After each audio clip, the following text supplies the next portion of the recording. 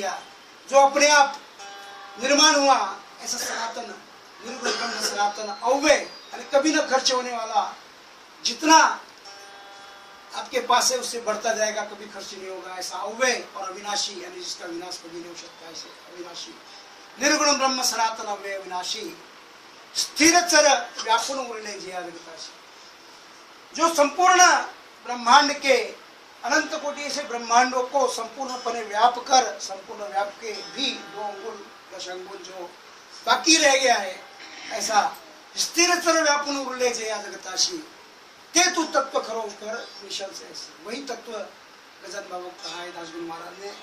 वैसे पर ब्रह्म परमात्मा जब अवतार लेते हैं, अवतार लेना पड़ता है, वो जन्म नहीं कहा जाएगा, क्योंकि जन्म होता है साधारण मनुष्यों का, अपने माता पिता के पेट से जन्म लेता है बालक, और उसके बाद में गृहस्थ धर्म अपना कर, या कुछ लोग सन्यासी निकल जाते हैं, सन्यास धर्म अपना कर अंत में मरण को जो प्राप्त होता है वो साधारण मनुष्य है। परंतु ये पर ब्रह्म है, पर ब्रह्म क्या लेते हैं? अवतार लेते हैं, इनका प्रकट होता है, इनका जन्म नहीं होता है। तो ऐसे कभी न जन्मने वाले, कभी न मरने वाले ऐसे अविनाशी पर ब्रह्म सद्गुरु श्री गजानन बाबा सन 1878 में 23 फरवरी के दिन शेगांव में प्रथम उनके दर्शन हुए। वेंकटलाल अग्रवाल और दामोदर कुलकर्णी ऐसे 2 मित्र थे, और इनको सर्वप्रथम बाबा के दर्शन हुए। बाबा को उन्होंने पहचाना, रामायण में एक दोहा है, बाबा को उन पहचानने की ताकत उनमें भी नहीं थी। सोई जानत जाहू देही जनाई करके रामायण में एक दोहा है कि भगवान ने उनको जन्मा दिया कि हम क्या है करके, भगवान ने उनको पहचान दिया। उनमें ताकत नहीं थी भगवान को पहचानने की, भगवान को कौन पहचान सकता है। बाबा झूठी पत्थरों पर से चावल के झूठे दाने उठाकर खा रहे थे। कई लोग आते जाते देखा बाबा में, लेकिन बाबा की तरफ सबकी निगाह पड़ी, लेकिन उन्होंने पहचाना नहीं, क्योंकि जो दृष्टि चाहिए वो दृष्टि साधारण लोगों में नहीं थी।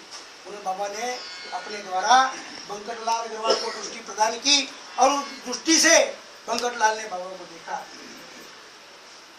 देखते बड़ा उन्हें ऐसा लगा एकदम तेजस्वी चेहरा, और आनंद लेते हुए, जैसे भोजन का सेवन भी कर रहे हैं झूठी पत्थर पे गए तो आनंद लेते हुए। कई भिखारी अपन देखते होंगे ये झूठी पत्थर पे खाना खाते हैं, उनके चेहरे में तेज है ना, और शांत मुद्रा, प्रसन्न मुद्रा में भोजन। बाबा कैसे खा रहे थे? एक एक चावल का दाना उठाते थे और ऐसा देखते थे उसको, हाँ पर ब्रह्म, क्योंकि जानते कि पर ब्रह्म है ये। अन्न जो है, अन्न पर ब्रह्म है। अन्न से क्या होता है? अन्न से हमारे शरीर में रक्त बनता है, और रक्त से शुक्राणु निर्माण होते हैं, शुक्राणु से जगत की उत्पत्ति होती है। इसलिए पर ब्रह्म अन्न को पर ब्रह्म कहा गया है। तो बाबा उस पर ब्रह्म का दर्शन कर करके आनंदित होते थे और उसको मुख पर डालते थे। बाबा के लिए कोई चीज की आवश्यकता ही नहीं थी, क्योंकि बाबा साक्षात पर ब्रह्म है, उनके द्वारा सब निर्मित है। बाबा ने कोई भी वस्त्र परिधान नहीं किया। बाबा सदैव नग्न रहते थे। क्यों? उन्हें कोई चीज की आवश्यकता ही नहीं है। जो साक्षात पर ब्रह्म है वो क्यों वस्त्र पहनेगा? उसे भोजन की भी आवश्यकता नहीं। तब वेंकटलाल अग्रवाल ने भोजन की पत्तल मंगवाई बाबा के लिए। बाबा से पूछा कि बाबा आपके लिए मैं भोजन मंगवाऊं क्या? बाबा ने मुस्कुरा कर देखा और कहा कि ठीक है, आपकी मर्जी। उन्होंने एक पत्तल में पूरा भोजन परोस के लाया। बाबा ने उस पूरे भोजन को, उसमें 6 रस का भोजन था, 6 प्रकार का भोजन। उसमें तिक्त था, कटु था, तीखा, कटु, नमकीन, मीठा और खट्टा, और एक कसाई रस। ये 6 रस होते हैं। 6 रस को एक मिलाकर बाबा ने उसके बाद उसको शुरू किया। ऐसे परब्रह्म साक्षात हरि गजानन बाबा वैराग्य मूर्ति, बाबा के आराध्य। हम लोग बोलते हैं पांडुरंग थे, लेकिन बाबा के सही आराध्य है जो उनके सर पे विराजित है। और शेगांव में आप जाइए तो बाबा के जो आराध्य थे प्रभु राम जी, और वो भी वनवासी राम लक्ष्मण सीता जी की मूर्ति उनके मंदिर पे विराजित है। तो बाबा के आराध्य राम थे। बाबा पूर्णपने वैराग्य मूर्ति थे, पूरा। और पूरा वैराग्य प्रभु राम जी से ही प्राप्त होता है। हम लोग आज भी जाए तो जहाँ जहाँ श्री राम जी के मंदिर है वहाँ पे वैराग्य की मूर्ति वैराग्य हमको प्राप्त होता है, भगवान राम जी वैराग्य। भगवान राम के द्वारा धन किसी को आज तक के नहीं मिला। हम लोग रामायण उठा के पढ़ लें तो जिसने भी प्रभु राम जी से वैराग्य मांगा तुरंत मिला है। शरभंग ऋषि ने मांगा, शबरी ने मांगा, केवट ने मांगा, हनुमान जी ने मांगा, विभीषण जी ने मांगा, बिन मांगे विभीषण को राज दे दिया। क्यों? कि रावण का राज भी चलाना आवश्यक था, इसलिए राज दिया।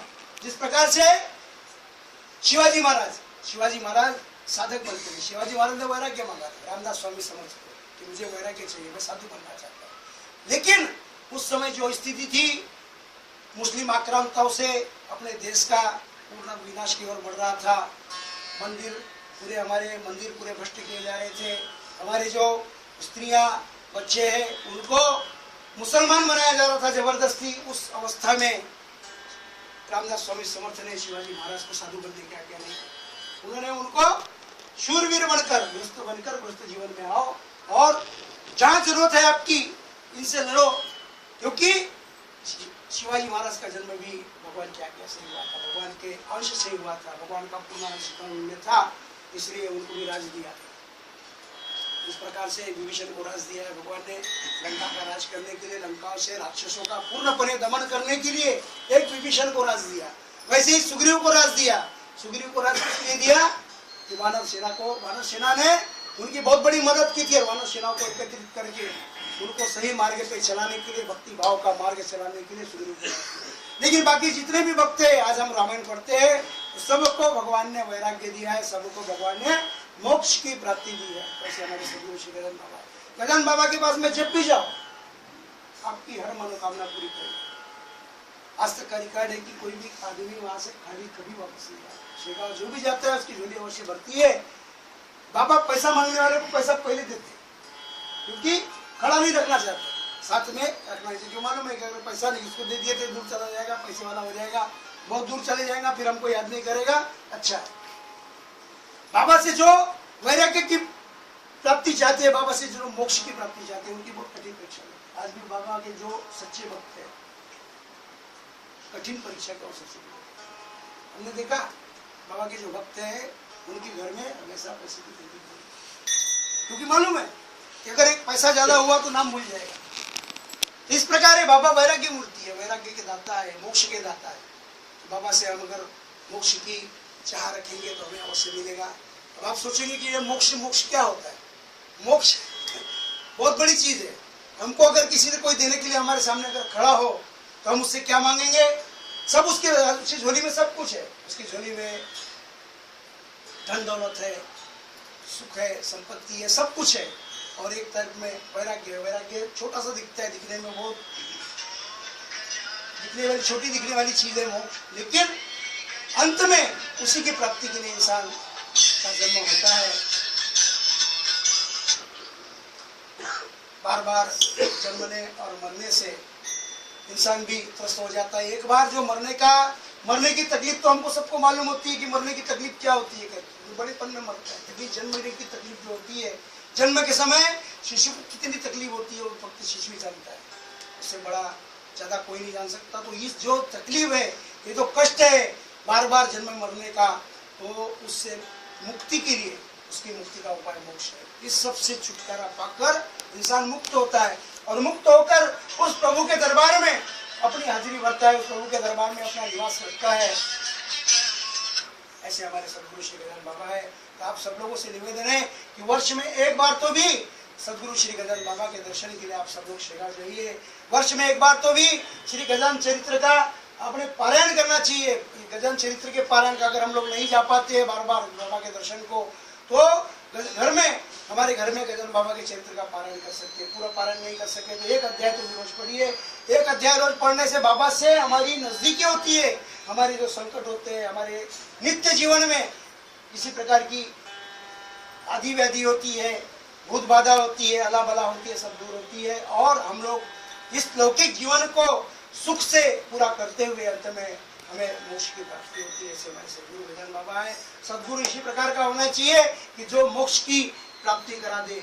बाबा समाधिस्थ है, बाबा समाधिस्थ अवस्था में, परंतु अभी भी संजीवन है। अभी भी बाबा के दर्शन भक्तों को होते रहे।